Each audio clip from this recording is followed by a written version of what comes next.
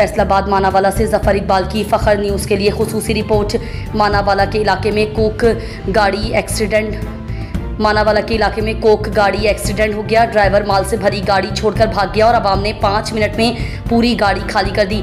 इस्लामी जमहूरिया पाकिस्तान, वैसे हम सब पाकिस्तानियों ने कोक का बाइकआउट किया हुआ है। एक पूरे पैकेट की कीमत का अंदाज़ा लगाएं। हर एक नेक इंसान 2-2 या ज़्यादा उठाने के चक्करों में कामयाब होते दिखाई देते हैं। शर्म उनको मगर नहीं आती। जज्बा हुब्बुल वतनी का क्या कहा जाए, जो ज़्यादा ले गया वो खुद को बहादुर और शातिर दिलेर समझता होगा। एक काश के तेरे दिल में उतर जाए मेरी बात।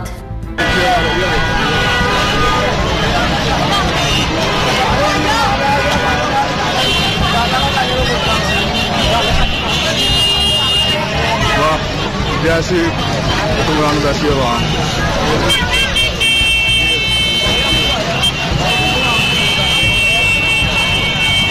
ये आपको दिखा रहा हूँ जी लाइव मनाज़र 203 मानावाला फैसलाबाद के। ये कम से कम एक प्लेट की जो कीमत है वो तकरीबन 1000 से ऊपर है।